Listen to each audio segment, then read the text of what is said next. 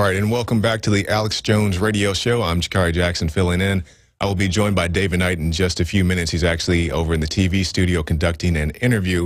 And I just want to take a moment and pause from this Boston news. We'll definitely be talking about that a little bit later on when David Knight gets here in studio.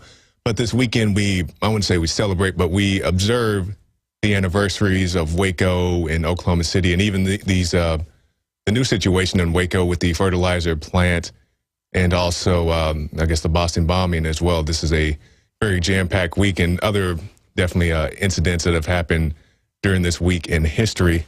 I would like to start.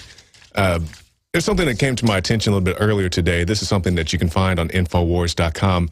Facebook blocks Infowars posts on suspicious men wearing backpacks. Now, I was reading through the tip line earlier today, the show tips at Infowars. We do read those. I was reading those before we came in and got a lot of tips off of it. This was one of them. And basically, you can find this article on Infowars.com, and it talks about how Facebook is blocking our post on Facebook's blocking our post on Facebook, and allow myself to introduce myself. But not just there, also on YouTube. There's a video I put up a couple days ago on the Alex Jones YouTube page.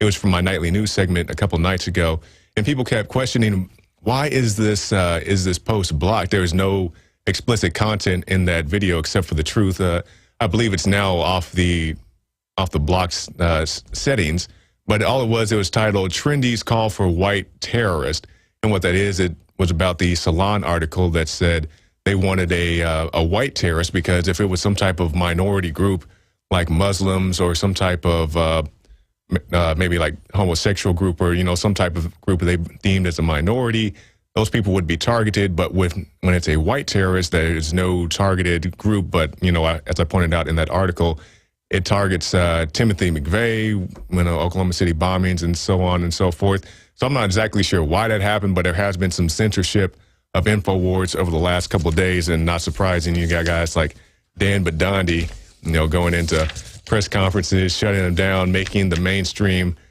address him. And that's a major victory, not just for Dan, but just for the whole alternative news movement, because so far they just want to ignore you. Then they tried to fight with you. Now they're trying to say, Dan and Alex are sewer rats and, all this other silliness. But if the guys can get ready, there's a clip of the naked man. And what this is, I believe it was CNN, ran a clip earlier this morning, I believe it was, after the shootout at MIT concerning the Boston situation. There was a shootout and a car chase. And after that, they produced I guess it was a suspect at the time, a naked gentleman who was told to strip naked by police or FBI, whoever it was, and was escorted into a car. And guys, just let me know when you have that. And my question is, who is this naked man? Because there have been conflicting reports that he was a suspect, and then he was let go. I'm not exactly sure if he's still in custody or what happened to the guy. Okay, so we do have that clip, so we'll just go to that right now, then talk about it afterwards. The individual had been stripped naked by law enforcement, presumably out of caution to make sure that he didn't have any explosives on him. This is the individual, CNN photojournalist who you had heard just a minute ago, shot this in Watertown this evening. Police handcuffed a man, the man you see in this video getting into the police car. He's believed to be associated with the shooting at MIT and the subsequent chase through the streets of Greater Boston. So you saw him right there. He was a naked, fairly in shape guy. They placed him into the police car after telling him to strip himself butt naked. And conflicting reports, some people say he's still in custody. Some people say he has been released. But when we open the phone lines up a little bit later when David Knight gets in here, we definitely want to hear from you. If you have any information who this guy is, if you live in Boston, especially if you're one of the people who have you're in one of those lockdown situations where your house is being searched, you're told don't go outside or all that other stuff. So we want to hear from you when we open the phone lines up in a little bit. And David Knight's going to touch on this when he gets in here, but I want to talk a little bit about the Branch Davidian compound at Waco that was raided some 20 years ago. Now, it is back in not a few years ago, but years back. It says, during the standoff, several women and children left the compound, but on April 19th, nearly 80 sect members died when the compound burned after tear gas was fired into the building. So sect members, they had to throw that in there. And then they said that they died after tear gas was fired into the building. It was the tear gas, not the flame-throwing tank or the officers climbing onto the roof and busting out the windows and throwing incendiaries and all kinds of other madness. It was this tear gas canister, just like we saw in the Chris Dorner case, where, you know, they can throw the flashbang and the burner, which burns your whole house down, apparently, even though we heard him on the radio saying, burn that mother effer down. It was the tear gas, it was the flashbang grenades, and not anything else. And David Knight, I believe, is actually conducting an interview over the Waco massacre, and we'll have much more on that in a second. But in the meantime, let's talk about the current situation in Waco. That is the fire that has 12 dead confirmed and 60 still missing in the city of West. Now, this happened just a few days ago. It started at a fertilizer plant. We haven't been talking much about this because, you know, it's hard to get these things in the news when we have manhunts and so forth going on, but I definitely want to take the time to point it out. And also we'll take calls on this as well. Waco, the fertilizer plant, the Branch Davidian situation, Oklahoma City, all that stuff. We want to make sure all of our callers can call in and address those situations. But here in West, the fertilizer plant went up in smoke. The investigation is still ongoing. Definitely have a fume situation out there. And it was just very curious to me. I'm not saying this is directly related, but it's a very convenient thing that they had this fire at the fertilizer plant right around the same time as the Waco, I'm not sure if anniversary is the right word, but the Waco remembrance. And so that's going to scare a lot of people away, because even David Knight was talking about going down there. And then we got, you know, of course, inundated with the Boston news and the other news in the Senate. But there was talks about going out to Waco, and, you know, with the cherry on top of the fume situation, I would guess you would call it. We didn't have a chance to get out there, but we definitely want to take your calls on that in the upcoming segments. So do we have the phone lines open? Can we open those up? Okay, we'll give those open in just a second. So let's go through some more of these news items here in the stack. Also, somebody called in yesterday, and I wanted to address this. A gentleman called in, I believe it was a gentleman, called in and said, hey, have you guys seen these pictures online of, you know, the alleged unit craft at the Boston Marathon? And, you know, we've had some of those on our website on Infowars.com. But he says, hey, if you take a look at this website, I can't remember the name of the website, you can check it out and see these gentlemen all crowded around a particular vehicle. Well, Mike Adams, the health ranger, he called me last night. And he said, hey, I followed up that lead from that caller, and it does indeed seem to be true. And you can find that on naturalnews.com, Mike Adams' article about the gentleman who, you know, appeared to be affiliated with Kraft around a vehicle, huddled around that vehicle. So it's a very good question. You know, I believe we are on the case trying to find out if Kraft was indeed there or not. And if they were there, what were they doing there? So that's another call we got off the tip line. Also, the naked man, somebody sent me that. I was searching for that video, and then I saw it in our show tips at InfoWars, so we definitely use that, just like we got the image of the guy having his papers checked in Boston. That was off the tip line as well, so definitely give us your tips at show tips at InfoWars. Yeah, of course, there is a lot going on that website, or excuse me, on that email, but we get to stuff if we can, and we do the best we can to shift through that. So you guys let me know when you're ready to go with that. So let's look at this. Police going door to door and hunt for second marathon bomb suspect. So it just makes me think, when you have situations like this bombing in Boston, the Chris Dorner situation, one man, or I guess in this case, two men in Boston, pretty much shut down a city, or at least a suburb in the case of Boston, in a more rural area. Okay, I guess we'll give out the phone number right now. It's the 877 number. The guys are telling me we're ready. So it's going to be 877-789-ALEX. That is 877-789-2539. And we'll take your calls and get you on the air. But back to the point I was making with the lockdown situation. You have a situation where two guys in Boston and one guy in California can pretty much shut down the city, send the police, the FBI, and all these other agencies into a panic. And it brings the notion, brings the question, what if there was more people? If, you know, if 10 people decide to go off and do this, how would they be able to handle this? They can't handle one guy in LA and two guys in Boston. I mean, what are we paying these people for? And don't get me wrong, the police definitely have a difficult job, but implementing pretty much martial law, checking house to house, you know, show us your papers kind of deal. That's what the city comes to, or I guess what the country comes to, when you have one or two people out there highly motivated to inflict harm, and definitely, regardless if you believe the complete stories of the Chris Dorner situation or this Boston situation, I don't believe the official story on either one of them. Not saying there aren't elements of truth, but we saw the aunt of the suspects on TV saying, "I want to see the footage," and that's the big deal. We were watching that footage last night during the FBI press conference, and they said, "Hey, here are the two guys who did the deed," and we're saying, "Okay," so we're watching the guys walking around the corners, and we're saying, "Okay, so when's the guy going to put down the bomb? When's the guy going to put down the bomb?"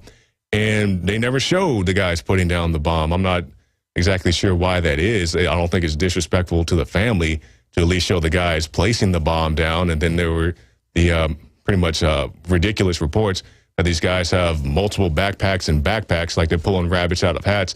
They're pulling bomb backpacks out of bomb backpacks. The colors don't match, but, you know, CNN had a nice analysis, a nice visual representation when Dan Bidandi was bullhorning them. They said, "Hey, we'll just pull it out, just like, you know, pull a rabbit out of a hat." And that was pretty much their explanation, going hard to get the official story out there. So I'll take a break from ranting, and we'll go to Kyle in Iowa. On? Yes, go ahead, Kyle. Hey, I was curious. I don't know if you guys had been paying attention to it, but earlier this morning when they released the names of the suspects and all that, my wife had went on to see if the guy had a Facebook page. And she noticed a couple things that were peculiar, and the page did not stay up very long. And I took several photos of it. It was kind of a wingding or kind of a whiz-bang kind of thing, because I pulled it down right away. But there was a bunch of pictures that were dated from like October, January, April, or whatever, that were supposedly on this guy's page. But if you looked at the little clock right next to it, they were all posted this morning. Really? There was a gal who had called that out, and within 4 minutes of her calling that out, because I just got up to go check it out because my wife had got me, and I was busy, so I didn't go to it right that second. I was like, quick, print off a bunch of that, take pictures, da-da-da. She did that. By the time I got there, the guy's one of the suspect that's still alive, yes, his whole Facebook profile was taken down. It was replaced with a different one, same pictures, and all these pictures, he had a bunch of weird, like, mugshot looking pictures. Yeah, I was going to ask you about that. Well, since you brought that up, let's talk about that now, about the mugshot looking pictures, because when I was first watching the news today and they announced, once they identified the guy's the name and identity, they said, here's a picture of him. My first question was, where did they get that picture? It looked like a mugshot. And then one of our reporters, Leanne McAdoo, she said, they got that off his Facebook page. Now, I've seen some pretty silly-looking pictures on Facebook, but I haven't seen one that looks that much like a mugshot. Yeah. Well, hey, on Aaron Dykes' Facebook page, because I'm his buddy on there, I actually sent him a private message, and I posted a bunch of the pictures on his timeline of the ones we took down, and there's a few more. We printed off a few of the comments and stuff that were on there, like when the girl was calling that guy out and everything. But the whole thing with his Facebook URL, it had his name in there. So if they created a fake Facebook, he never had one before, or it was somebody trolling that had his exact same name. Now, when they took it down and put it back up again, it was, in the URL with the Facebook, it was some chick. It was, I have to pull it up here, but it was her name. Well, the thing about Facebook, like, sir, I haven't seen the particular page you're talking about, and like I said, it was taken down, so I can't really address that situation myself. But, anybody can make a Facebook. Somebody can make a Jakari Jackson Facebook, so you have to be aware of those situations. The way, I understand that, because the way it was done seemed, it just seemed really fishy that all of a sudden this Facebook page got pulled down when they got called out. And like I said, on Aaron Dykes' Facebook, my wife did a write-up with all the specifics, because she knows more of the specifics than I do. Right. And we're kind of looking at it like, well, it could be a troll, but these are the things that seem a little weird. All these pictures were posted today. In his first initial Facebook, it looked legitimate because it had a whole timeline and everything to it. It wasn't just like, oh, I just put up a Facebook page today. There's a whole history on there. Mm-hmm. She checked that out because she wanted to see what this guy was about. Yeah, yeah. And then all of a sudden, the next one, it was just a bunch of mug shots, and then all of a sudden, he, she, or whatever, apparently lived in Chicago and changed their address to Boston, and then all of a sudden, boom, that was gone too. But the full write-up, and it's a rough write-up. It's like a rough draft. Right. But I wanted to get it out, but it's on Aaron's Facebook page. Okay, well, definitely, if you're listening, Aaron, check that out. But you can also send it to us at showtips@Infowars, and we'll try to take a look at that. Thank you for your call. We're going to move on now to Jeremy in Texas. Hi, how are you today, sir? Doing very well. How are you? I'm doing very well. Thank you for asking. I want to preface this with 90% of all warfare is psychological. And so the war that we see fought on our streets is not the war to be concerned about. Everything's a test bed. And I'm going to call in earlier and say that we have to have multiple exit points, or that's what the FBI does, whenever that happens. And I really see that bombing as a kiss of death, if you will, because they could have easily blown up that whole corridor and caused much more havoc. Oh, yes. But having small little proxy wars like this, what it does is create a test bed for future events. I mean, and people think that martial law is going to slowly come to America. It's going to happen all at once. And I don't know if the whole movement is quite keen on that, but I really feel like whenever it really goes down, you're going to see events happen all over the country. And when that happens, you'll have martial law happen all over the country. People will beg for it. Yeah, and just like you said, because they think of big events like 9/11 or the Oklahoma City bombing, and those things are huge events, but they happen with good spaces in between. But now you have these small explosions, a movie theater, shootouts, and those could happen anywhere. Those could happen in small town America. They don't have to be fairly decent sized cities like Boston, and that's when you're going to have people begging, please take my rights. Please come check my house, even though nobody's in here except me and my dog. Please come check my basement and my attic to make sure that I'm safe. There is a line being drawn in the sand right now, and that line is those who think for themselves and those who do not. Because when this martial law comes in, it's implemented, hand-me-downs, whatever it is to be concerned about. It's not to be concerned about the handing in your guns or someone knocking on your door. What's really to be concerned about are your neighbors who either think for themselves or they do not. Because Moral Technique even said they don't have to institute martial law. They can just turn the water off. That's an excellent point. They can prevent you from having food. They can prevent all these very simple things. So what's really concerned about is do you think for yourself or do you not? And it's up to us. It is our duty not just to do things to stop this, but to get into contact and to build our community as an equal force of opposition against what it is that we believe we're facing. Excellent point. Thank you for finish your point, sir. Yeah, and so I want to just make one quick point on Seth MacFarlane, because he has a joke. He says, it's not so bad that we're running over all these Boston runners. Had someone done that, then it would have been bad, but since it didn't happen, it's okay. So Seth MacFarlane, if you're listening, you're a joke, and that's all I have to say. All right, thank you, Jeremy. We'll move on to Laura in California. Hi, thanks for having me on. Oh, thank you. And I want to say, first of all, that you and your partner there are excellent. Oh, thank you, miss. I love you guys, and I just recently started, so I wanted to make sure I said that. You really compliment each other. You both have nice, deep voices, and it just sounds real professional. Oh, thank you. Okay, so anyway, I work at a sheriff's department. I won't say which one. Okay. But the question has come up about the media and the police and the sheriff's department and how they handle things. Let me tell you, I handle the media.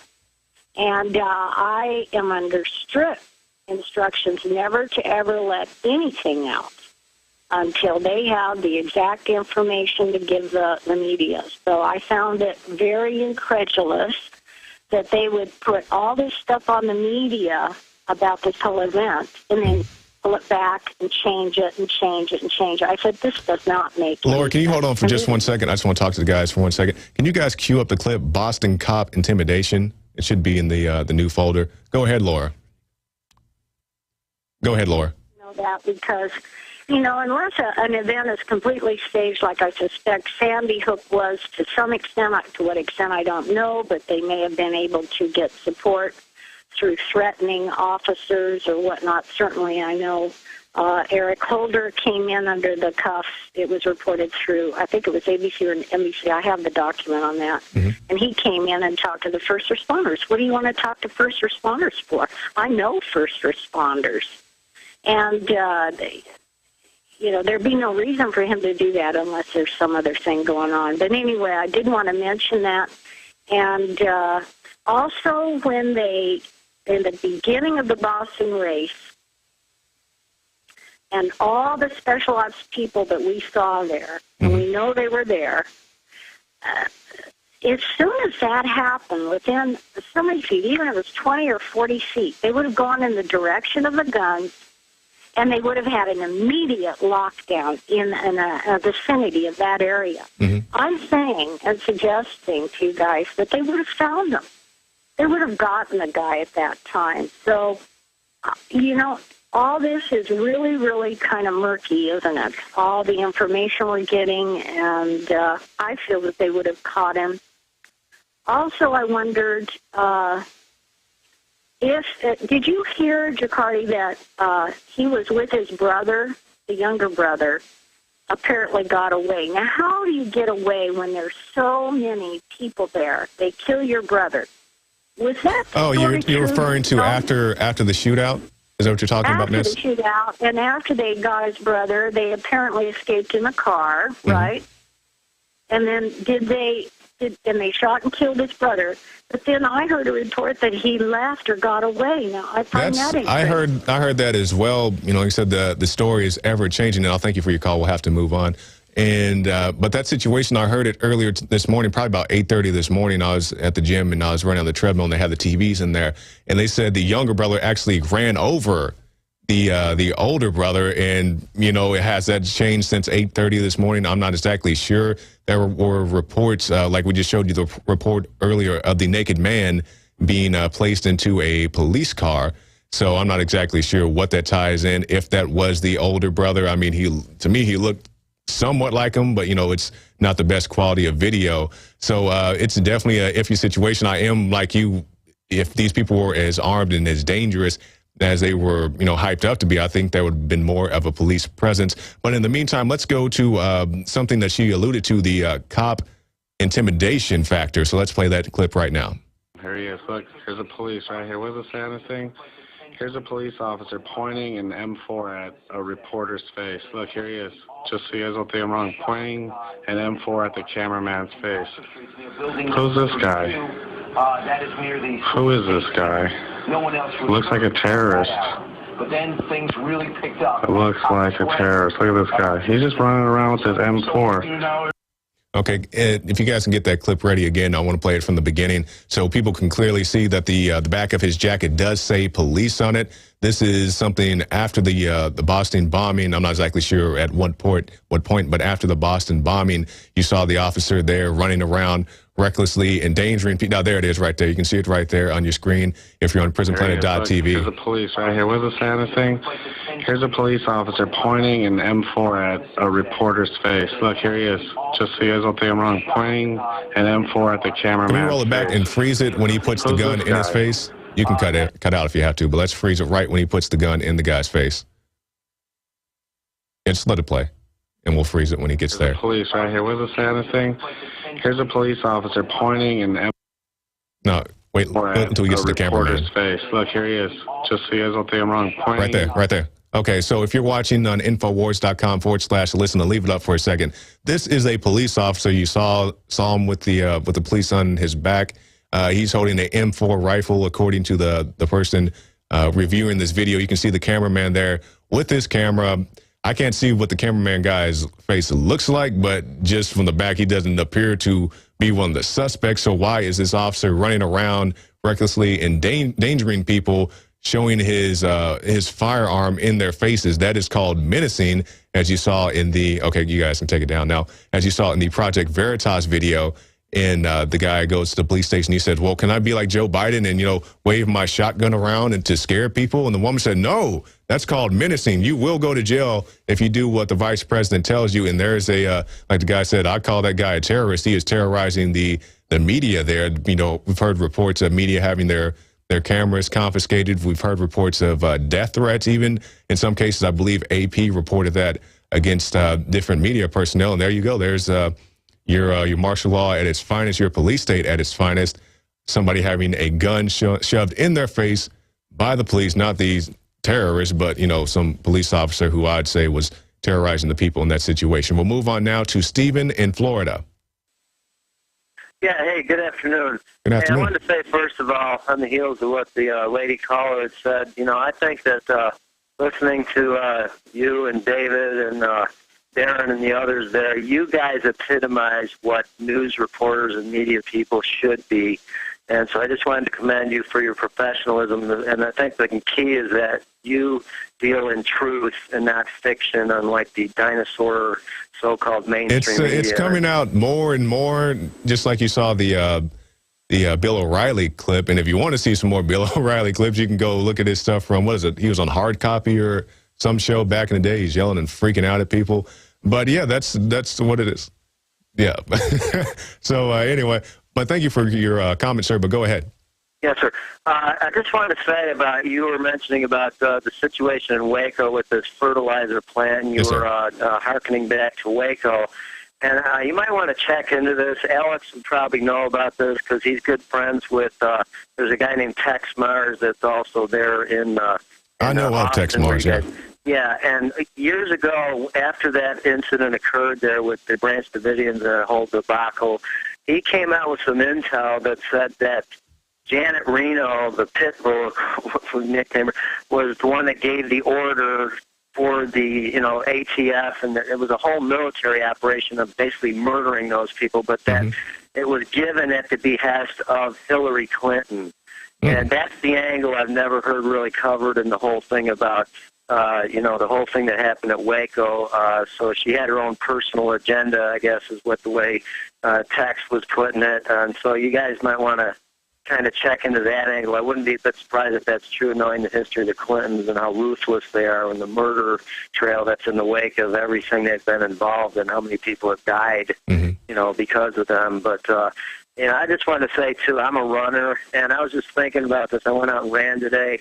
I'm wondering how long it's going to be till we get to the point where somebody like me is just going to be running along the road, and all of a sudden the cop's going to pull me over, and I'm suspicious just because I'm running.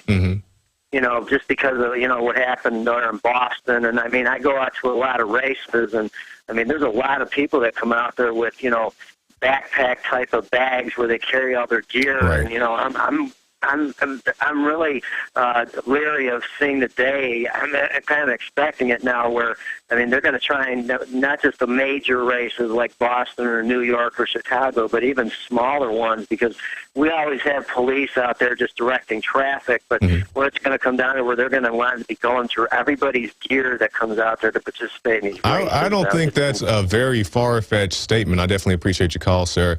Like you were saying, the bombing in Boston, and he's thinking that the day could come that, everybody's going to be searched just for showing up. And I think that is a very real possibility, especially with your school events. I think that's definitely could easily happen. Like I've told the story, I went to my niece's, not funeral, good God. I went to my niece's graduation. She is very much alive.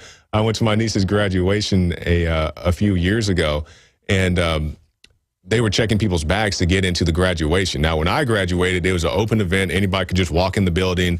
I think they may have had a metal detector or something, but that was it. They weren't checking anybody's bags. They weren't patting anybody down. It was just, come as you are, as long as you don't, leave the Roscoe at home, and you could come in. But you had to have a ticket to get into the graduation, and that's the new thing. You have to have your bag searched and all that. So I definitely think that is a possibility. I believe it was the Illuminati card game or something along those lines. They had that picture of the jogger, and this is nobody expects a jogger to have a bomb or have a gun or whatever the card said. And, that's going to be a new thing. It's just going to be anybody can be a terrorist at any time for doing anything, just like they got the Saudi guy. Now, I'm not exactly sure what the situation is with the the Saudi national, if he was a terror threat or not. But it seems, like a very probable case, I should say, that they just saw a dark-skinned man running away from the scene. Like, that guy's running away from the scene. Well, so are the white people and the brown people and the yellow people and everybody else. But, they want to target this guy for X, Y, Z reason. I'm not saying he was, clear of any charges, because we saw the congressman question Mrs. Napolitano about that. And she says, well, I don't know anything about that, and we'll tell you if that's something you should be concerned about. Very similar to what the FBI director and some of the other major news organizations have said. We'll tell you what to be concerned about. Don't concern yourself with anything else. We definitely appreciate your call. The number to call in is 877-789-ALEX. That is 877-789-2539. And we'll go on to Colin in Missouri. Hi, how you doing today? Very well. Good. I just kind of wanted to weigh in on my thoughts on the fact that West Texas is kind of taking away attention from the Boston bombing. Boston bombing really took attention away from the fact that they burned up the JFK library. Yes. And then while in the midst of all this going on, we've got CISPA being passed through the House of Representatives, and different things that are taking our attention away from the things that we really, should be focusing on, especially the fact that Bush and Cheney and Obama have been indicted for war crimes. No one's really focusing on these things, and I just kind of wanted to weigh in on that. Yeah, we talked about that yesterday and also the day before with Dr. Steve Pachinik. He was on referencing that, so you can go dig in the archives for that stuff. But that stuff is very much important. David Knight has spoken at length about CISPA and some of the other things going on, because people think, well, we won the gun debate. Well, like Obama said, he just put it on hiatus. I'm pretty sure he's going to come forward with some executive orders. So, don't even rest on the gun issue. But just like the gentleman said, there are plenty of things going on in the world. We have Waco and Oklahoma City, those memorials and many other things. So definitely be vigilant of those. And, sir, do you have anything in particular you want to talk about with the JFK library?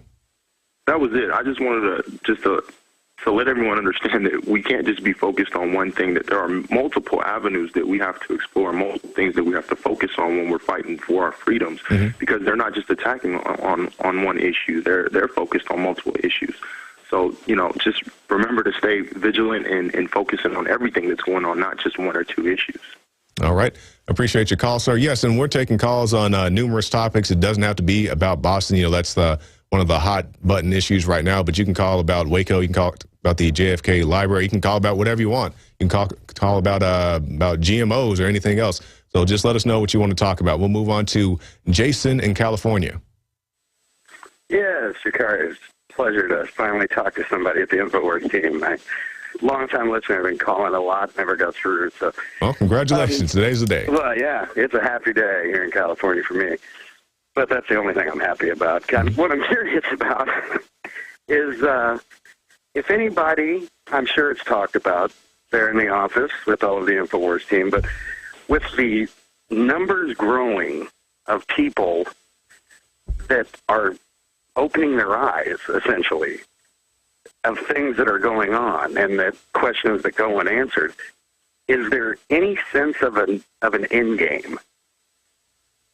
Well, we're finally going to get somewhere, and people will answer for whether it be war crimes, lies, whatever. Well, the big thing is people just don't want to hold their public officials responsible for things. Because you take a look at, just use Obama, for example. He has Fast and Furious and Benghazi and multiple drone strikes that have killed children, but he hides behind the Sandy Hook kids and, other people saying, hey, well, I'm trying to help these people out, and you can, debate whether he's trying to really help them or not. But these are the people I'm working on, and I don't care about anybody else. I mean, why doesn't he fly around with the parents of the children that died in drone strikes, or, of course, the other things I've referenced, Fast and Furious and so on. So it's really up to the people to hold these people accountable. Every press conference, every book signing or wherever else these people may be, go there, say, hey, don't just, do the flowery answer. Oh, I'm so thankful you're doing this stuff about Sandy Hook. Go in there. Hey, what about this? What about that? Eric Holder, what about Fast and Furious? Mrs. Clinton, what about Benghazi? That's what it's going to take. You have to go in there, and you can do it a little more eloquently than maybe Alex Jones or Dan Badani, but definitely get these issues out there. That's what it takes. And remind your friends of that. Anytime somebody wants to talk about whoever, Mrs. Clinton, oh, I love Mrs. Clinton. Well, did you know that, Benghazi or whatever the situation is. And you just have to keep reminding people because people often forget. Well, you brought up Alex and Mr. Bondini. People with that attitude, what I've always said, they have a place. Mm-hmm. They do. A perfect example was Alex on Piers Morgan. I wouldn't have expected anything else from Alex, and he got his point across. And I guess what I'm trying to get to with so many of us, I mean, I can't remember the exact numbers that Alex brought up about as far as unique website visits and all of that information, but with so many millions of people daily, sooner or later we're going to get to a point where we're going to have, I mean, comparable to a political party, we're going to have enough numbers where we can say, answer this. Mm-hmm. Why were there Navy SEALs at the Boston Marathon? Why do you kill civilians in drone strikes? At any number of things. And I'm trying to be an optimist that, well, surely someday we're going to get there, mm-hmm. where the criminals and liars have to answer. And it's just like you said. I just wish there was a way other than being a fan of InfoWars and talking to an individual. I wish there were more ways that weren't just. But don't get me wrong. I'm a big believer in Second Amendment, but right. They just weren't only Second Amendment rallies or something. Something like that. I think we spend too much time concentrating on, especially since Sandy Hook, concentrating on Second Amendment, and not enough time concentrating on all 10 in the Bill of Rights. Right. Just as a group, as a group of people that are opening their eyes. And I was just curious what your thoughts on it were, if we're ever going to get somewhere with it. I have hope that we will, but I also wanted to ask if there's anything that I personally and a large group of my friends, Alex said that he's trying to get to maybe a 24-hour status. Mm-hmm. We live in California. I know you've got a few people that work with you guys out here, but we're willing to do stuff for free just to get the word out there, and I'm sure a lot of people across the country are. Right. So anything we can do, you or Alex or Mr. Knight, whoever, say the word, and you're going to get people to help you. So I just want you to keep up the good work. All right. Thank you for your call. All right. And as far as what the caller was addressing, people who want to be active. I mean, you don't have to wait for, InfoWars to tell you, we'd like to do something like we have the bumper sticker contest. We have the Paul Revere contest. And those things are great. You want to make a video and put InfoWars in the title. But more than anything, just be active, because it's one thing to, you write your friends on Facebook and Twitter and you put out articles. I mean, and that does help. That may wake a few people up. But the big deal is go out there and confront these people. It doesn't, like I said, I'm not bashing Alex and Dan Badani when I say, you don't have to do their tactics. But the reason I say that is not everybody is, up to, not everybody's bold enough to go stand in the front row and yell at the FBI.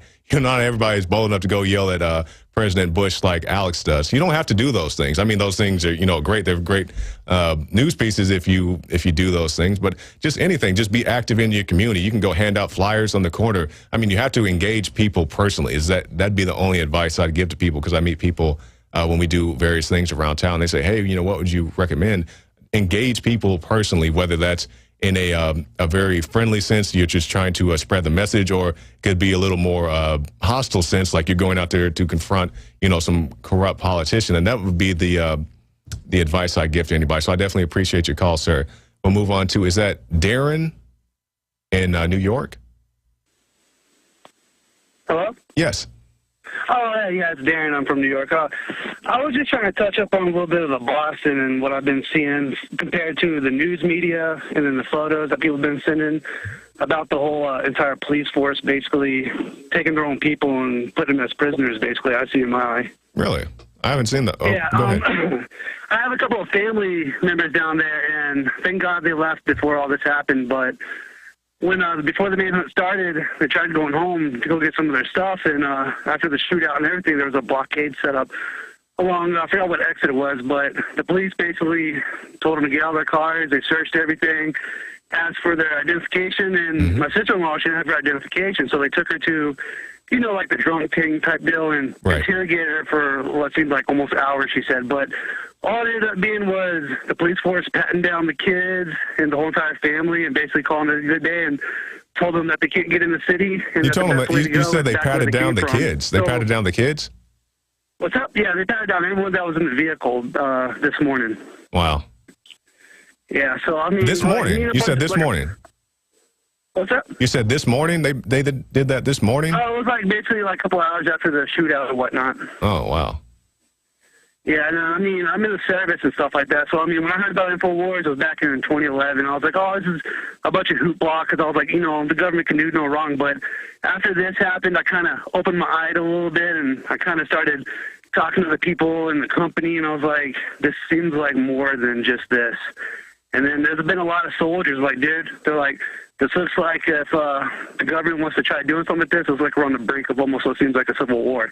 Because it made everyone believe a little bit more. A couple of guys that are saying it because they're like, watch, these people in Boston, they're going to get tired of being locked up. And next thing you know, it's going to take that one guy to accidentally get shot by a cop or something. And next thing you know, he's going to have a whole town basically trying to riot against the police. So we might have an LA riot on our hands if the government's not too careful trying to finish up their comic book story. Well, I definitely, you know, I think nonviolence is the best thing in this situation. But I do agree that the people of Boston will soon be very fed up, if they're not already, with the police presence there in the police state, telling them to remain in their homes and having their papers checked when they want to go out to the grocery store and whatnot.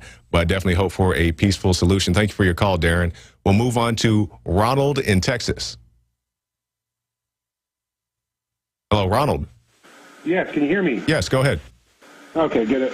Saying good afternoon. How are you doing? Very well, sir. Thank you.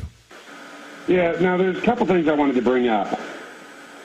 I don't know if you had noticed that photo of that supposed leg injury victim from the bombing. I'm sorry, sir. Go ahead. Have you noticed the photo of that leg injury after the bombing attack? I saw a picture of a photo, had a picture of a victim who was hit by shrapnel, supposedly. It was on one of the big New York newspapers, if I recall, and that photo was doctored. Are you referring to a different picture, sir? I'm not sure which one you saw. It shows this individual supposedly with a severe traumatic leg injury. Now, I spent 3 years Special Forces as a medic.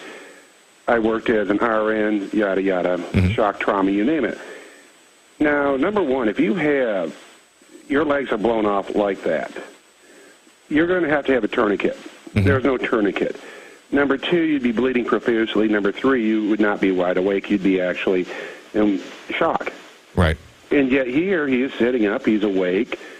There's no blood. The rescue workers had no blood on him. So that was all a staged event. Are you talking about that particular image that you saw, or? Yes, exactly. And I have a lot of friends of mine that are on Facebook. I use it to get the word out because I also write for your InfoWars Prison Planet. Sure.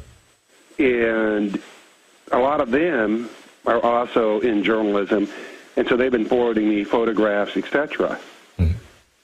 Like, you know, what's going on up there in Boston and so on. Now, a lot of people aren't bringing up the fact that they're using the military there and how it violates the Posse Comitatus Act. They're also not bringing up the fact that in 1803, the U.S. Supreme Court ruled in Marbury versus Madison that any law that violates the Constitution is automatically null and void. Now, it's my understanding, sir, I guess I can ask you, it's my understanding that, and I'm not making an excuse for him, but people like the National Guard can be active and on the streets if requested by the governor. Is that accurate, sir? Yes and no. They can aid in rescue work, but they cannot aid in police work. Okay. Because that's what the Posse Comitatus Act was meant for, is a separation of the military from doing civilian work. In other words, they can't go in and we're going to police this area like they did in New Orleans after Hurricane Katrina. Yes.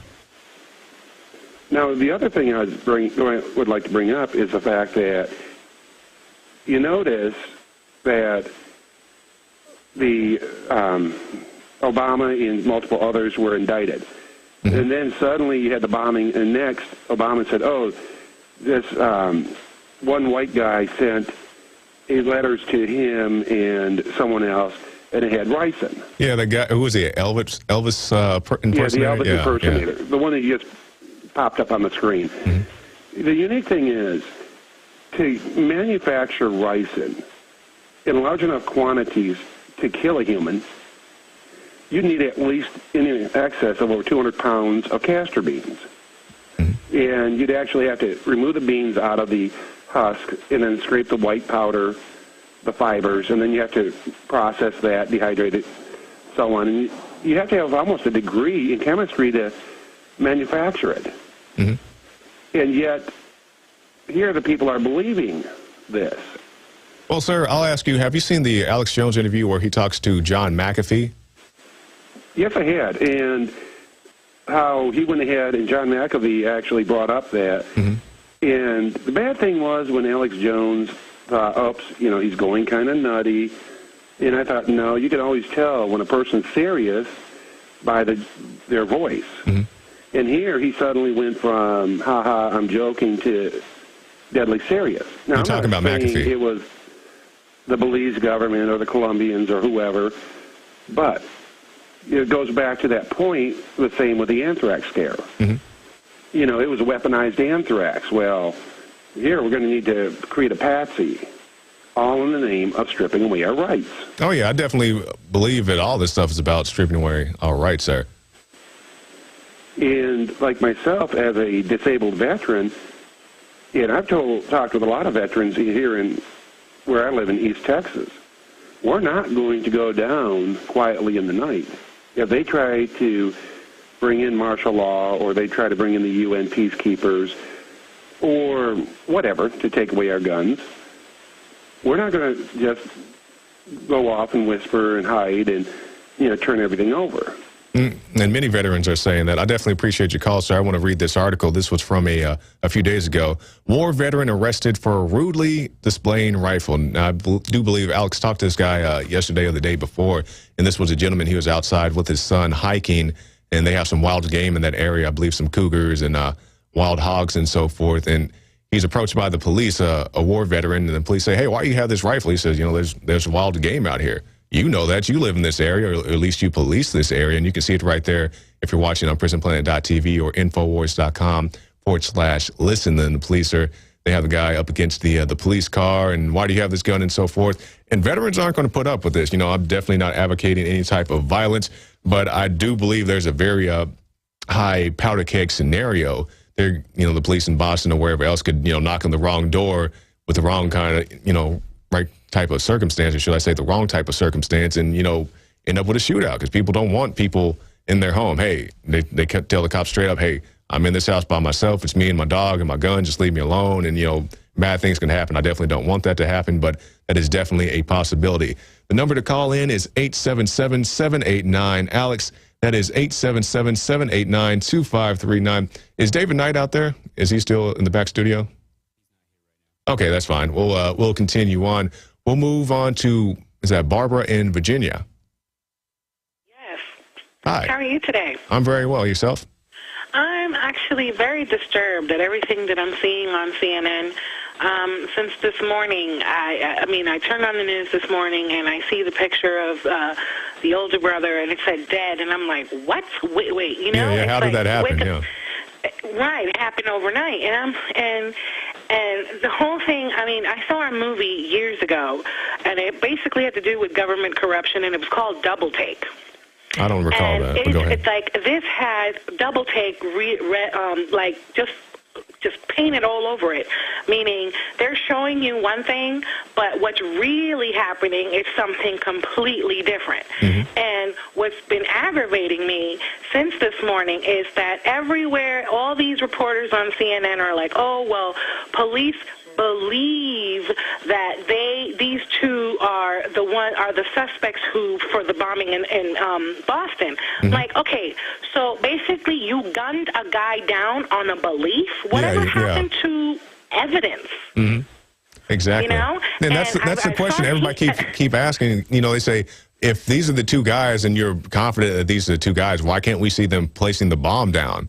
You know? Exactly. I mean, they show other times when there's something accurately happening, they show you things. Now, this time, there's no footage, there's nothing. A few minutes ago, I actually saw that their mother came out and she was speaking. It was just her voice, and she said that the eldest brother had been followed around by the FBI for like over 3 years. Are you referring to his mother, their mother, or their aunt? I saw their aunt. Did you see something else? No, it was their mother. She said anybody would know how these boys are would be her. And the aunt had came out previously and had said, you know, you say that they did it. Where's the evidence? Show me the proof. She said she's a lawyer from back home, from their country, and she says, you can't just show me what you know, you're showing me this, you're showing me that. Where is the proof that they did it? Everybody wants the proof. They haven't produced any proof besides the FBI's testimony that these guys were the culprits in this situation, or at least have reason to suspect these guys were the culprits in the situation. They have shown us no bomb drop, no, you know, bloody hands or whatever the case may be. They just say they did it, and we're supposed to abide by that. Exactly. Ignoring we're just other. To believe they did it because they told us to they told believe us that so. they did it. Yeah. You know, and it just it's what's to keep them from being, for anyone who was there to be pointed out and say, well, you know, you were walking down the street and you had this, so you must have did it. You know, at this point there is no documented proof that they actually did it. All you see is them walking down the street casually, and then disappearing. The other thing that is I see on the CNN ticker that comes up every once in a while, because any once in a while, because of the fact that they put so many news statements on the ticker, and it says that there will be a controlled explosion. Yeah, in when is that? Cambridge. Do you guys know, have they updated that situation of when that is supposed to happen? Do we know anything about that? Okay, the guys are checking on it. Yes, I saw that earlier this morning, and my reaction to that was, don't they have bomb-sniffing dogs and robots that can dismantle bombs and so forth, but they're just going to blow up a scene and then go in afterwards?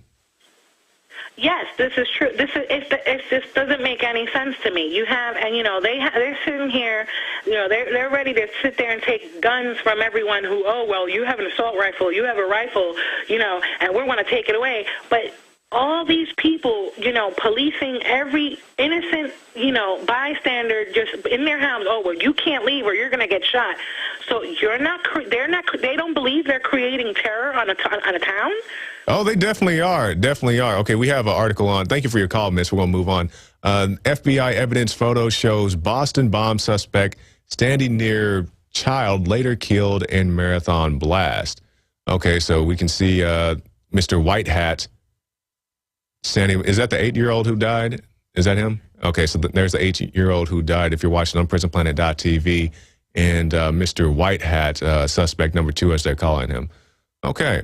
And the lady brought up a very valid point, talking about how the police are mishandling the situation, in some cases harassing innocent people. And we showed you the clip earlier of the officer menacing people with his rifle, menacing people who are obviously reporters, or if not, reporters, these people who are running around with camera equipment, and the police are menacing them with their rifles. So the number to call in is 877-789-ALEX. That is 877-789-2539, and you can call in on any topic. Many people want to talk about the Boston situation, and that's perfectly fine. If you want to talk about GMOs or whatever else the situation may be in your area, you are welcome to do that as well. We'll move on to Marcus in California. Hello. Yes. Hello, Dzhokar. Great to be on. Oh, yes. Thank you. The last lady, Barbara, she nailed it right on the head with the cops. And actually, I noticed that they mentioned that it's a voluntary lockdown. They kept emphasizing that on CNN. And they had somebody on there saying it's just, it's a voluntary lockdown. Yeah, I heard them say that, and then I was listening to the police scanner a little bit earlier. I believe they'd taken down most of the police scanners, but we found one, and I was monitoring it before I came on air, and they said there was some lady who worked at an animal shelter, and she was trying to get to the animal shelter, but she had to get permission from the police just to, go to her job to feed the animals there. So it doesn't sound too voluntary to me. And I also wanted to mention that CNN showed an interview of the father of the boys who the alleged suspects, and he was convinced. The first thing he said is they were framed, and he said that the coward police killed his other son, and they're probably going to kill the other son. He wants to see justice, and it was really interesting. And then when they went back to the anchor, he added, it was very interesting after they conducted that interview that some Russian government officials came in to question him and took him away. To question the father? That's correct. No, I didn't hear that part. I did see the interview you're referring to, but I didn't know that he had been detained by Russian officials. Right. The reporter who queued up the interview, after the interview, he came, he said, it's also interesting to note, he was talking to Anderson Cooper, it's also interesting to note that some Russian government officials came to further question him, and they took him away. Well, we'll definitely get that out we'll have to look into that. So I was not aware of that, but we'll definitely take a look at that. Thank you for your call, sir. We'll move on to Josh in Ohio. Hello, Josh. Yes. Yes, go ahead. This is something that nobody has really touched on. Now, I know Alex has said he doesn't really know what's going on in Waco. Now, does anybody know about Operation Black Rain? Scheduled drill. Black Rain? No, have you heard about no, tell me about that. You haven't heard of it. You have not heard about this. Okay. I have a screenshot on my cell phone from the Regional Full-Scale EMTF. It's for Texas. It's their responding. But it was conducted. It's supposed to be April 17th, 9 a.m. to Thursday, April 18th at 5. The scenario was a radio. I'm sorry, sir. Can you give me those dates again? April 17th to what? To April 18th. Okay. And there's a video on YouTube of a guy in Waco on the 17th before the fertilizer plant explosion happened. And this is what's creepy. He took a video of a bunch of government vehicles, FEMA trucks, first responders, all staying at a Marriott hotel in Waco when the drill was scheduled for a town 60 miles away. Since the real explosion did happen, they since canceled the drill, and all of the people that were scheduled to do the drill are assisting. Really? Can you guys look that up? You said Black Rain? Yeah, it's called Operation Black Rain, and I sent 3 different links, the original page from the people that organized the event, and then 2 other pages that had just touched on it. But I wanted to send you the official links, that way the other ones weren't like... Yeah, send it, if you can send it right now with, put the headline in what you said in the headline, Operation Black Rain, and put that... Now, one other thing, the screenshot I was talking about on my cell phone, they took down this logo from the site. I figured they would cut the whole site, but they didn't. But the logo had TSA on it. It was this weird symbol.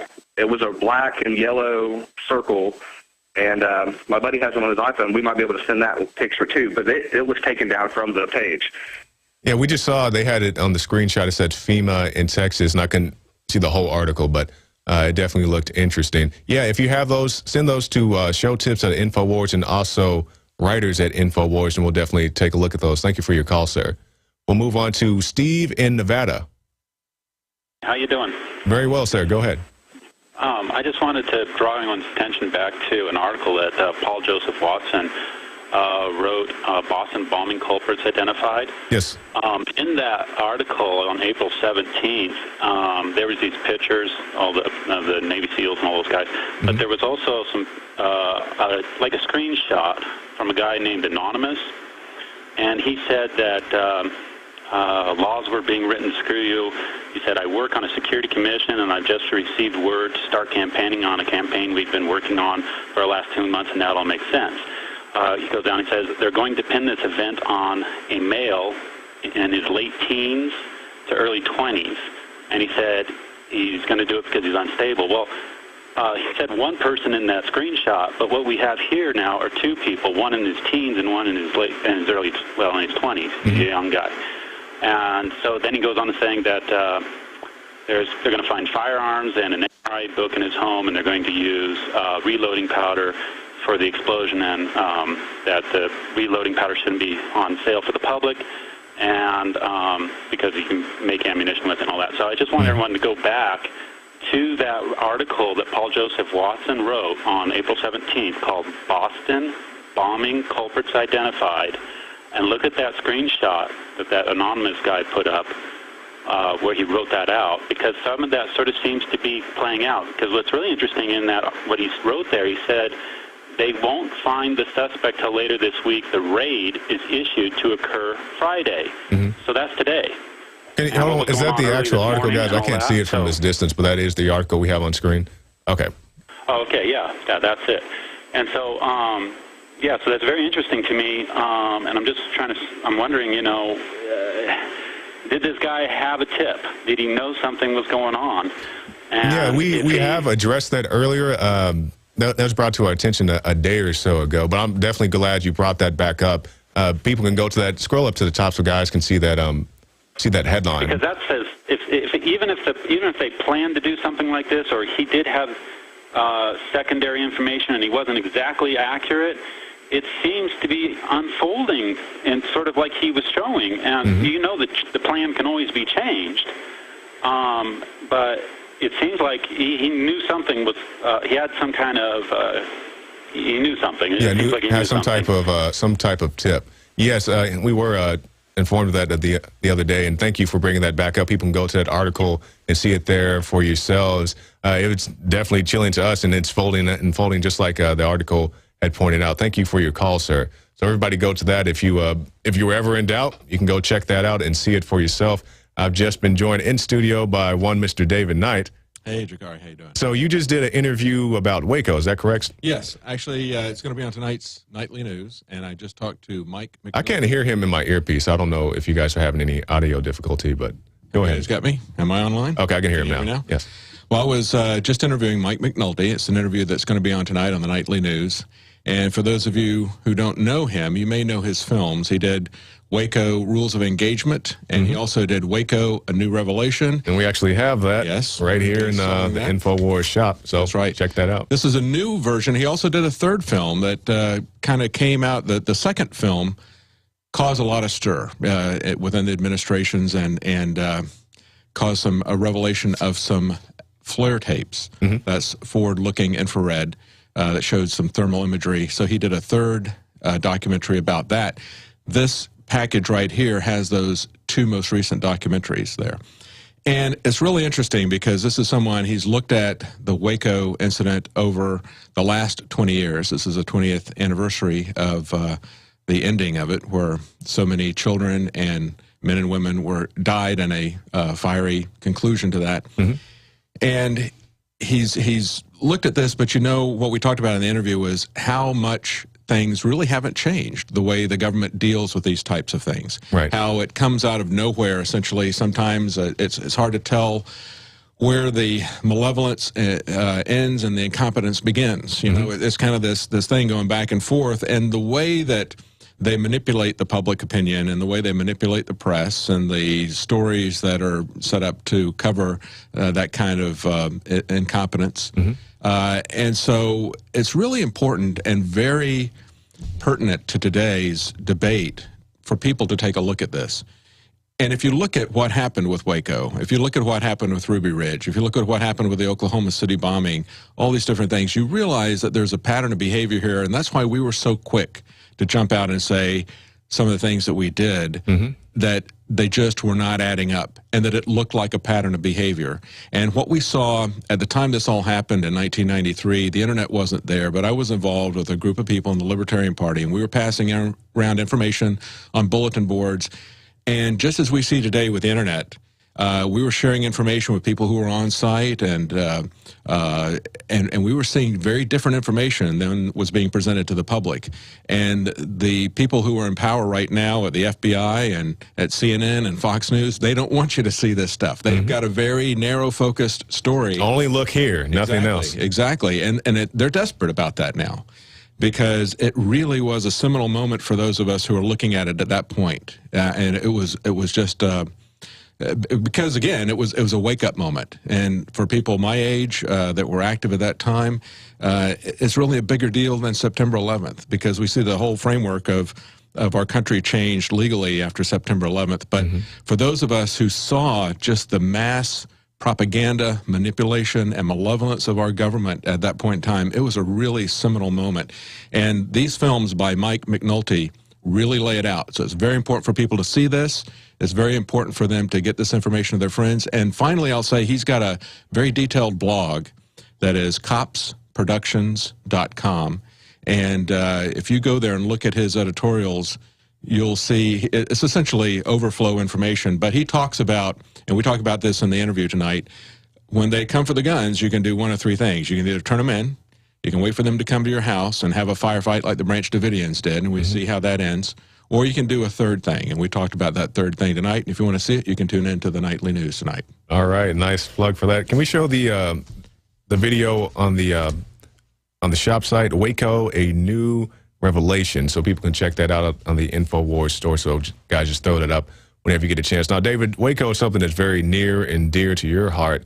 Why is that? Why is this one so important to you? Well, like I said at the interview, you know, it was really a crossing of the Rubicon. I could see public opinion absolutely turned against these people. Even evangelical Christians 10 years ago, especially because this was a guy who had messianic fantasies, and he believed he was some kind of a reincarnation of Jesus. I don't know exactly what his theology was, because it didn't really matter to me. No matter how bad his theology was, there was no excuse to burn him and a bunch of women and children to death. He had had situations before where there had been disputes, some of them even violent, and he had had his due process with a sheriff who had come out and served him, and that could have all been handled very easily. But we had a federal bureaucracy that interjected itself into this situation for political reasons, for funding reasons, because they were trying to extend their jurisdiction and their control, and because they were trying to pull back some of the bad PR that they had gotten in the Ruby Ridge investigation.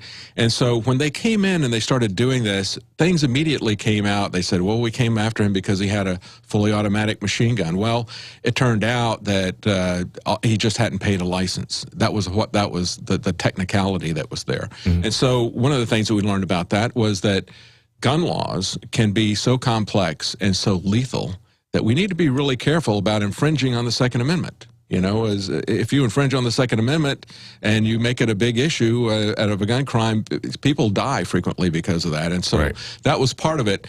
But it was also, for me, I guess, a seminal moment because I saw how the press and the government were able to manipulate opinion from evangelicals to actually, I heard so many of them say, well, he deserved it anyway. He was a child molester or whatever. Child molestation is not the jurisdiction of the ATF. No, not at all. They did not start all of that because of child molestation. And if there was child molestation, give the guy due process. But we hear today that if somebody is adjudicated, or as some psychiatrist, I should say, has an opinion that somebody is dangerous, then that person ought to have their guns taken away from them by force if necessary, lethally confiscated if necessary. That's the implication of that, right? That is something that can happen. And yet, here we are 20 years later, and who is in the crosshairs of the government? It's those same evangelicals, right? Now, 20 years later, and I said it at the time, it's that old cliche that that you heard out of Nazi Germany. The guy said, when they came for this group, I did nothing. When they came for that group, I did nothing. When they came for me, there was no one left. We were telling people that over and over again 20 years ago. And like I said, some of the people who were the biggest to criticize the Davidians and who had the least sympathy for what had happened there were the evangelicals. And now we're seeing people like Lieutenant Colonel Frank Rich sending out this email to his subordinates saying that the Family Research Council and the American Family Association, two of the most mainstream evangelical organizations out there are hate groups. Yes. That is so close to calling them terrorists and justifying what you want to do to them and telling his subordinates they do not share our Army values. And I mean, this is in a document where he is talking about radical revolutionaries. I mean, we're talking about white supremacist groups and Ku Klux Klan and Islamic terrorists and everything. And he's lumping the American Family Research Council, the Family Research Council and the American Family Association into those categories. And so if we do not stand together for the Bill of Rights, all the Bill of Rights, not just the Second Amendment, we're all going to be in this together. And that's the thing that really stands out to me, how that all unfolded. And as we see now in just 20 years, and we see the same people in place as well. Eric Holder had a big role in the Waco subsequent investigations. Yeah, and not just Waco, also Oklahoma City this week. Yes. And I'll just tell my Oklahoma City story. When Oklahoma City happened, I was in third grade. David Knight smiling over there. I guess he's thinking about how old he was at the time. And I lived in Tulsa, Oklahoma, which is about a little over an hour from Oklahoma City. And I've, been to the memorial out there, and all the teachers were scared and, a little freaked out about the whole situation, and came out, or, the official story is Timothy McVeigh and Terry Nichols handled that situation, even though there have been multiple tests. You can see it in a noble lie that we have here, that the bomb, as the official story says, was constructed, could not bring down a building of that magnitude and cause that kind of damage. Also in the noble lie, you can see the then governor of Oklahoma saying that there were multiple bombs found inside the Murrah building. Nobody wants to talk about that. And how did those bombs get there? Because the official story says that neither Timothy McVeigh nor Terry Nichols ever stepped foot inside that building. So if they didn't step foot inside the building and bombs were found inside, that tells you at least one other person had to be involved to place those bombs in there, but nobody wants to talk about that. And I remember when that happened, the New American, which is a publication of the John Birch Society, had an article from a retired general whose specialty was demolition. And he said there was absolutely no way that a single car bomb could have caused, A, that much damage to that building, and B, it would not have done a blast pattern in that particular, it sheared off the whole front of the building, essentially. He said it would have been concentric going out.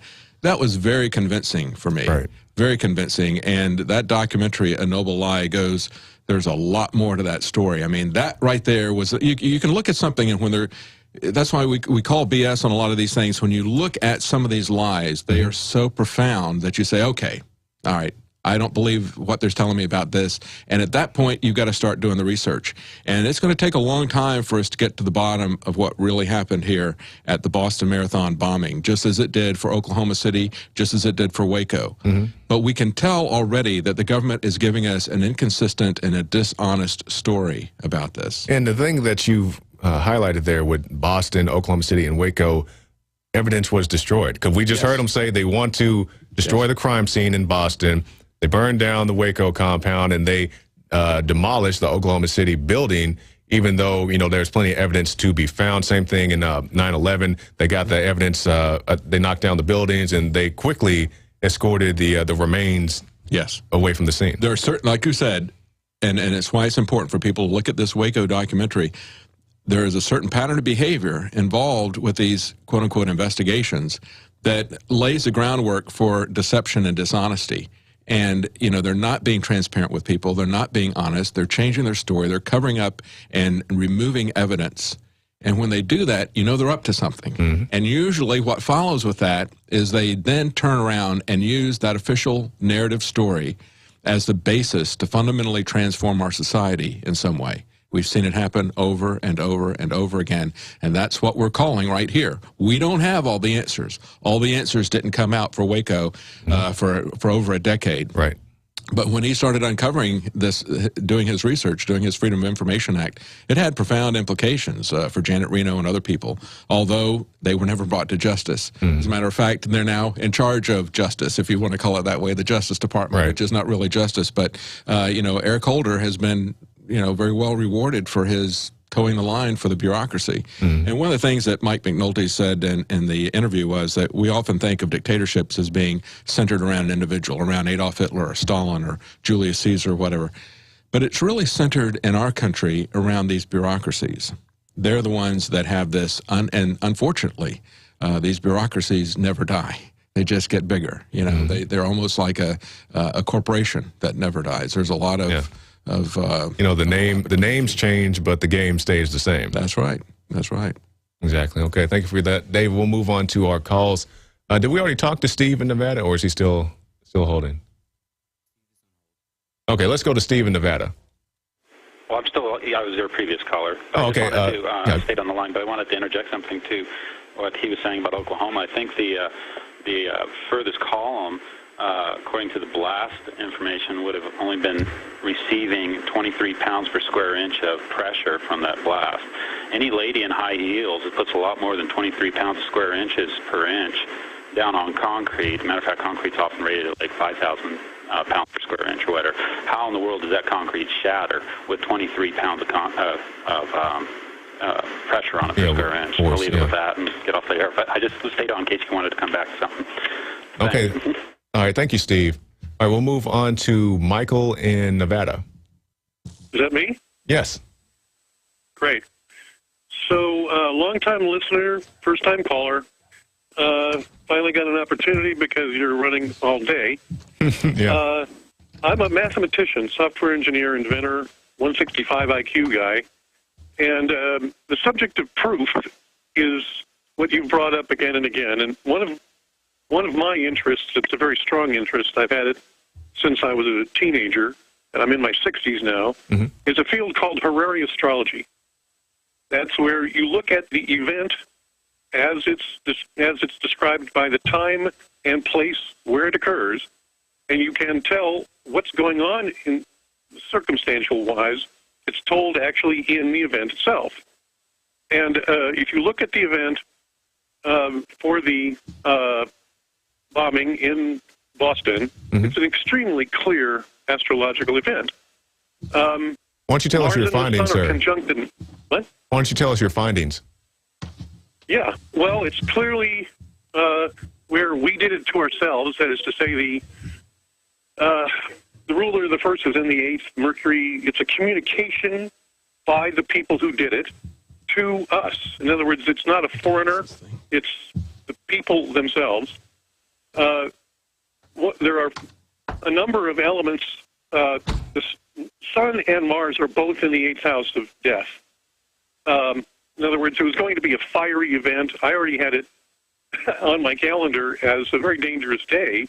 I was going to stay off the road, so to speak, because it was tax day, a day where everybody gets crazy anyway, and that particular conjunction was something that was easy to see coming a long time before. Right, sir. Can you give us your ultimate findings? What you've discovered?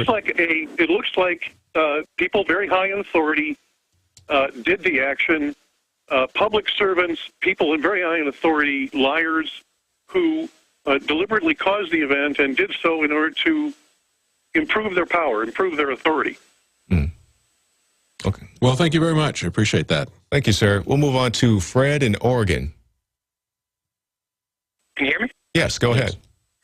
Hi, I just want to talk about a brief similarity between the Aurora shootings and the Boston bombing. Sure, go ahead. Alex Jones talks a lot about how people, or about the elites have their own beliefs about Luciferianism and that sort of thing, and that's what they believe and not what he believes, and I'm the same way. But you'll notice that the guy that did the shootings at Aurora, he associated himself with the Joker, and he painted his hair all orange, and, associated himself with the Joker, and the Joker is a symbol of Revelations 9:11, Apollyon. It's kind of like this devil general, crazy guy who causes chaos. I noticed that the suspect who is is fleeing right now, his name is Dzhokar. The DZH sound. Yeah, I'm having a difficult time pronouncing that name, but we'll go with that pronunciation. Go ahead, sir. Yeah. So if you just, plug it into like Google Translate or that sort of thing, it totally makes the J sound and the Dzhokar. And I'm just saying there's the side of it you got to do, the info side, and it's all info, but the more realistic side and more tangible stuff at all. But these elite people also have these spiritual beliefs that are really messed up, and I think if you look into the spiritual side of all this and understand that, then you'll have a greater understanding of what they do and why they do it and when they do it. And that's all I really had to say. So thank you for your time. Thank you. All right. Thank you, sir. I think people looking at Alex's Bohemian Grove, that was a real eye-opener for me, I think, to see the Luciferian context of all of that, you know. But kind of reminds me of what he's saying there of the that movie with Robert De Niro, Angel Heart, where his character was Louis Seifert. And it was really it was really Lucifer, you know, he was really the devil in it. But sorry if I gave that away for anybody, but it's a pretty old movie. You probably won't watch it. Right. All right, the number to call in is 877-789-ALEX. That is 877-789-2539. We'll move on to Liberty Lover in Indiana. Hey, guys. Hey, how you doing? First off, this is separate from my comment. Common denominator to all of this is Eric Holder. You guys are talking about him. He is the common denominator. But really quickly, I'm going to run through these points. It's only 3 of them, and then you guys comment. Benghazi. All right. What was the administration's original story? A man's freedom of speech through YouTube in America caused riots in the world that led to the death of our ambassador, in which it seems... You're cutting out a little bit, sir. I'm sorry, sir. We're losing you. We're going to have to let you go. I'm sorry. I think I know where he's going. What he's saying is that the common thread here is that they're trying to blame, you know, like he said with Benghazi, it was somebody doing a really incredibly bad movie in Hollywood that precipitated all of that, right? They're very quick to blame us for our freedoms. You know, we like to say the Muslims are attacking us because of our freedoms. It's like, no, they're not. It's the they're trying to say Bin Laden and his crew hate us because we have big screen TVs and Hummers and all that stuff. I'm like, I don't think that's what the cause is. I don't think the Muslims hate our freedoms as much as the feds hate our freedoms. Yeah, and that's a very good point. We'll move on to Alan. It just says South. I don't know if it's South Carolina or wherever. Hello, Alan. Hey, this is Alan. Yes. I'm glad getting through, guys. I just got a little bit of info here that I wanted to cover real quick. The guys that were seen with the black backpacks and the Navy SEAL looking guys there. If you look it up online, you'll find that these guys, what it's stating was that they were National Guard CST teams, a civilian support team. I saw something about that. Yeah, go ahead. Yeah, if you search it, you can search it on Google Images, and it'll pull up the image of the guys, and it'll show them actually walking later in a group, and you can see them all standing there. A couple of them have their CST vests on.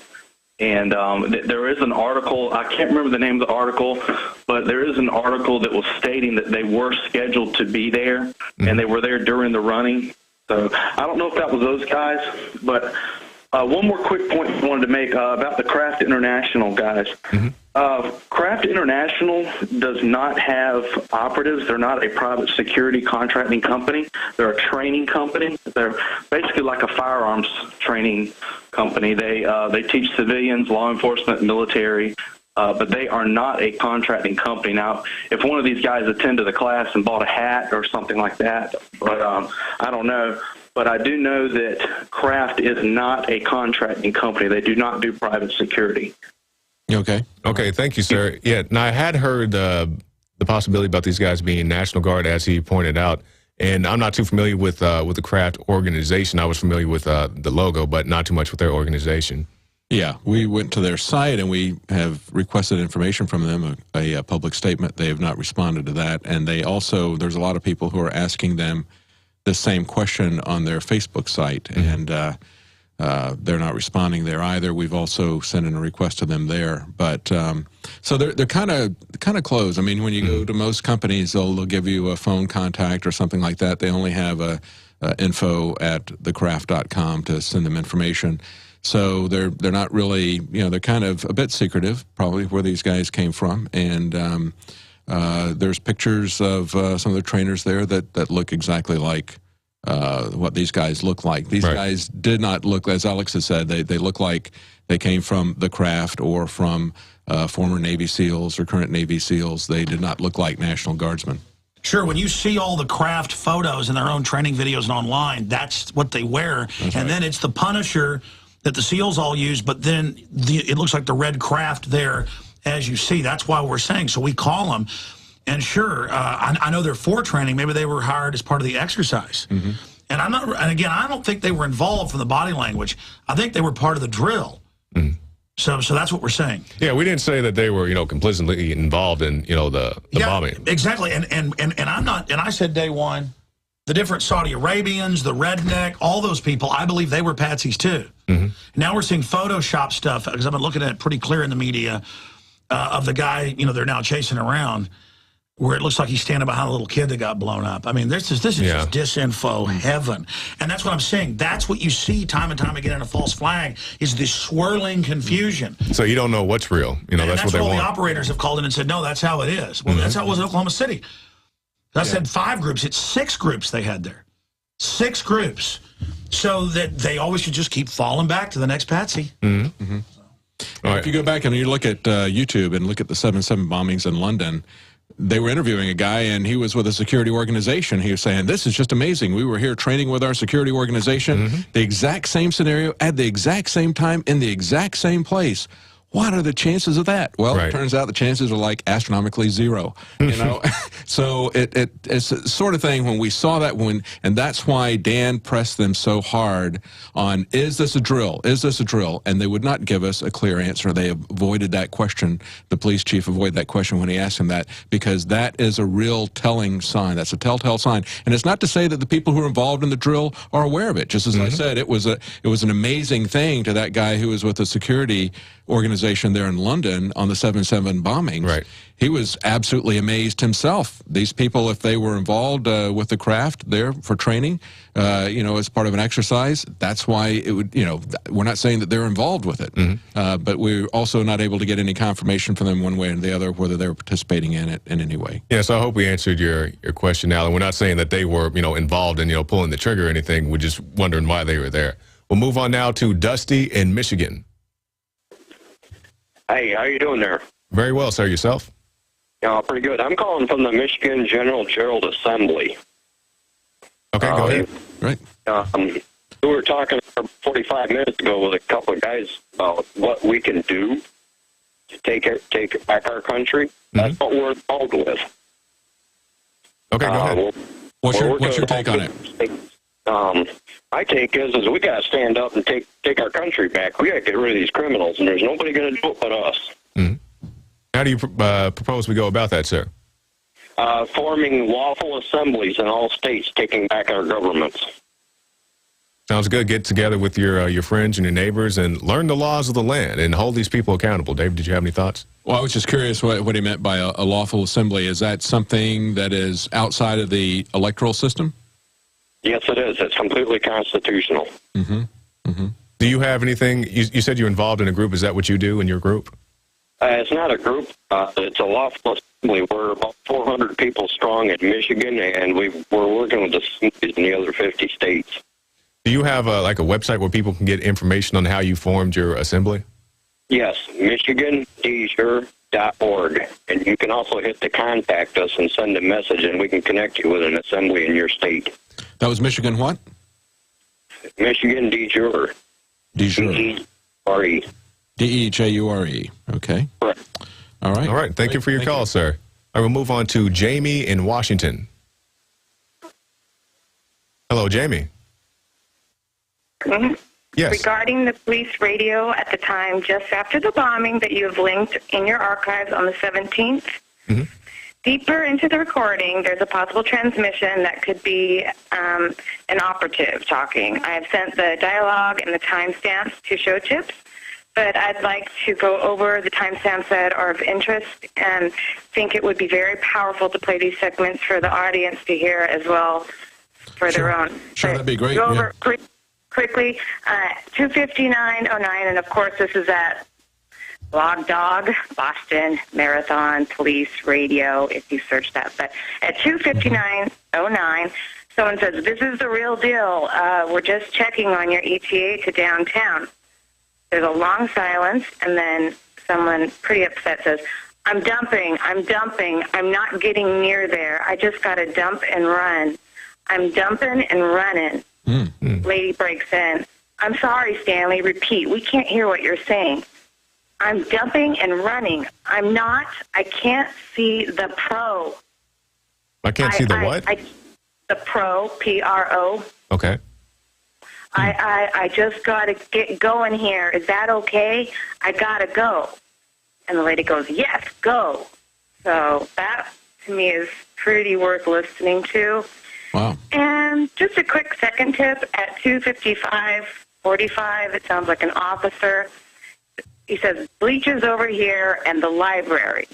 But the note to think about here is the library explosion announced at the first press conference by the Boston mayor or police around 5:15 p.m. Eastern on the day of the bombings that the library explosion had only happened about 30 minutes ago.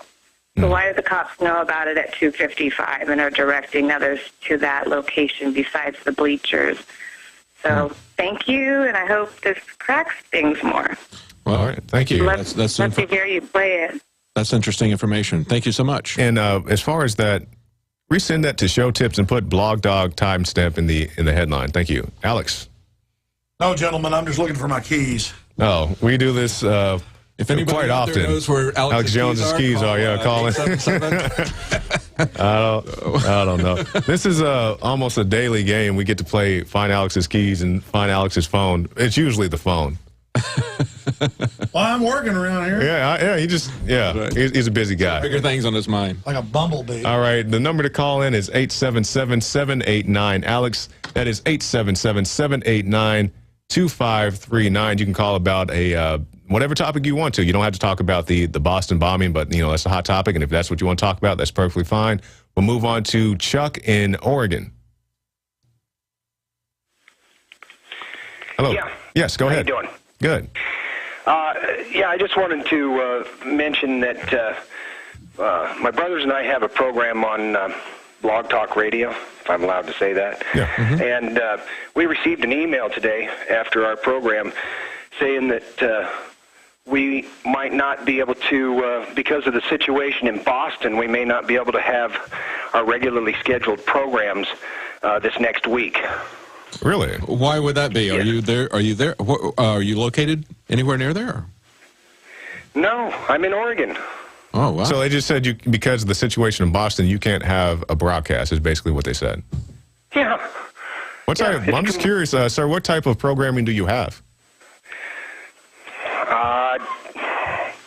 Basically, we go over the headlines, the news of the day, and so you the call it a news situations that are show. going.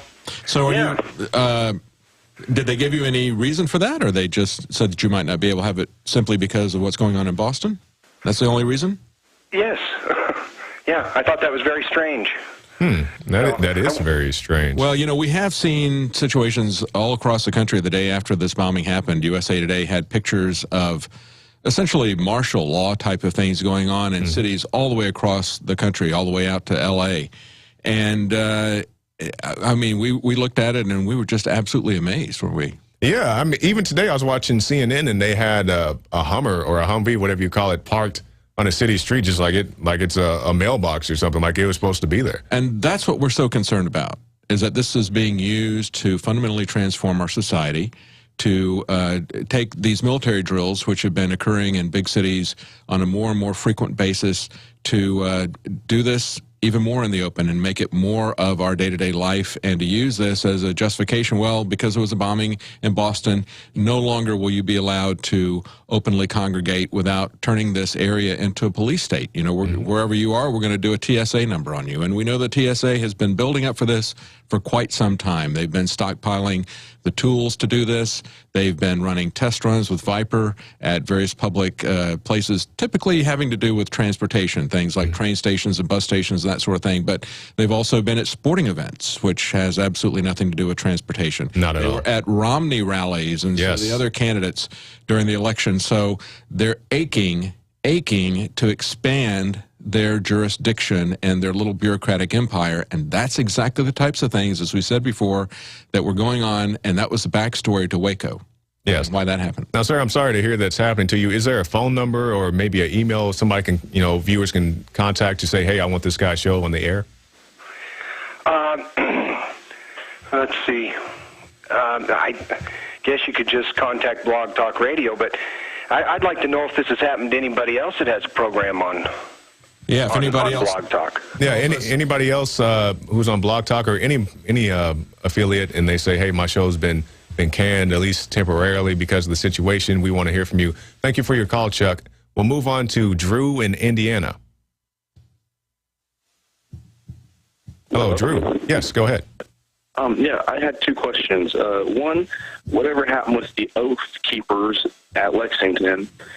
And two, there's a woman walking in front of the two guys that her face is bleeped out like the Fed that's putting his wires in. Yeah, I noticed that. And her balloons go up like it's signaling the second bomb to go off. Well, I'd have to look at the images again. I remember when I was watching that CNN, the clip, well, when I first saw it was on CNN, the FBI footage was, you could see some people, not just that woman you were referring to, but some people had their faces blurred, but some people didn't. And I thought that was very strange that if you're going to blur, this guy in the crowd, why don't you just blur everybody's face? Right. I mean, you're the FBI. You should have the resources to, blur people's faces. So I thought that was odd. And what was your other point, sir? What ever happened with Lexington today with the Oath Keepers? Did they show up or what happened? They essentially declared, I think, some sort of martial law there, and we were hearing that they were telling reporters they couldn't come out and cover things. So I've been in and out of the situation today. Like I said, I was working on other aspects of the show, so I'm not really sure. But Alex was talking to Stuart Rhodes earlier, and I believe that they weren't letting anybody meet anywhere. They essentially had the whole area in lockdown because they've got this manhunt going on. The narrative is that they're hurling bombs at people. And yeah, they said they were driving down the street throwing bombs out the back of their truck. Sir, if you want to find out more about that, I believe you can either do, I'm not sure if, was Stuart on earlier today? I know he was on yesterday. I was busy. Oh, he was on today. Okay, I was busy monitoring the radio traffic of the Boston situation. So you can check the archives of earlier today, and you can hear it from Stuart himself. All right, thank you for your call, sir. We'll move to Jay in Texas. Question: what legal authority? How can I'm looking at Fox News and all this, telling people to leave their homes immediately, and then they go in there? Don't they need a warrant? What's going on? Well, it's called martial law, I think. Yeah, that's pretty much Did they declare martial law? No, they haven't declared it, but they're acting like it. Yeah, it's a state of emergency, I believe. I mean, how many times have they declared an actual war in all the wars that we've had that we've been involved in, right? They don't necessarily get a declaration of war, they just do it. And they don't necessarily get a declaration of martial law, they just do it. And that's what they're doing right now. They don't follow these rules that we're... Yeah, I mean... I am blown away by this. I can't believe it. Absolutely. Yeah, and just in perspective, we've had shootings and other bombings. I mean, it's not... I mean, I hate to say it, but it's not, the most uncommon thing in the world. And they don't shut down cities and go house to house and get out your house. I do agree they should have some type of a warrant, but they're just doing whatever they want to do pretty much. And that's why this looks like a very easy way to, I mean, they're clearing out whole neighborhoods, telling everybody to leave their homes. Go to the police station and wait until we tell you to come back. And then they go into everybody's homes. That's total insane. I can't believe it. Yeah, absolutely. And that's what we were saying from the very beginning. And that's what the mainstream press was saying. They said, this is going to be a transformational event, just like September 11th. Right. And we were saying, yeah, and it's going to transform us into the next level of tyranny, which is what we're seeing happening right now today in Boston. Yeah, and when it first happened, I was just calling, calling out to obviously going to have checkpoints and all that, in which they did, having troops check your papers on the streets and so forth. And they went even beyond that. We're going to come into your home and you need to stay outside until we get done. I really don't have an answer to your question, sir, but I do agree with you that they shouldn't be doing those type of things. Okay. All right. Thanks. All right. Thank you. And is that Fabian in Indiana? Yes, sir. Okay, go ahead. Hi there. Been wanting to call you guys. I was wanting to specifically talk with David Knight because I heard him mention Mike Golden the other night. The Radio Rebel. Mike Goldman? I'm not sure. Golden. Mike Golden? That doesn't ring a bell. Yeah. David Knight mentioned him the other night, just 2 or 3 nights ago. Did I? He was a Radio Rebel out of North Carolina, and was wondering if he had heard that Mike had been found dead. No, I didn't know that. I am from North Carolina, but I don't recall, the name doesn't ring a bell, and I'm not sure what you're talking about. But yeah, we'll definitely. It was one of these late evening, after the daily, when you guys take over after the 3 o'clock or 4 o'clock. But what I wanted to say was ask you too. Do you know who Rod Class is? No. Rob Class? No, that's not familiar to me. Rodney Class. You guys really need to have him on as a guest. Him and Mike Golden as well had been just exposing the system, and we've got to attack this system from every angle available to us. And who is what exactly does Mr. You said Mr. Glass? It's Class. Oh, Class. What exactly is his area of expertise? Well, he considers himself a PAG, which is a personal attorney general, and the North Carolina courts, they had a tiger by the tail here recently. Tell us about Mike Golden. You said that he was found dead. What were the circumstances? I didn't know that much about him. I had heard about it through Rod Class, and he feels like that his death was under mysterious circumstances. I did an internet search and tried to find out something about it. And the only thing I saw was a blog somewhere that said, Mike passed away at home. But Rod Class, he holds these conference calls that are on the internet through AIB Radio on TalkShoe.com. And he said that the family has told him that Mr. Golden died under mysterious circumstances. Well, we'll look into that. Yeah, thank you for your call, Ms. Ward. Just about out of time, so thank you for your call. We actually got through all of our calls today, so pat ourselves on the back for that.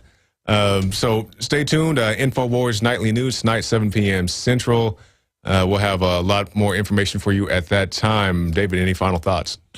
Well, yeah, we just want to reiterate what we said at the beginning when I came in, and that is look at the patterns. Look at what's been happening. We've seen these patterns over and over again. When we see certain things like this happening, even though it can take a very long time, like it has in the case of Waco, or it has in the case of the Oklahoma City bombing, these inconsistencies that we see here are going to eventually be found out. The truth will eventually come out, and it has come out about those two things. And I would really encourage people to take a look at this Waco, A New Revelation, because that's a lot of research that Mike McNulty has done. Excellent research. Right. And if you like this broadcast, you want it to continue, we've been running the extra overdrive. Consider becoming a member of PrisonPlanet.tv. You can get yourself a 15-day free trial. It supports the broadcast and allows us to do things like we've been doing lately. So InfoWars Nightly News tonight, 7 p.m. Central.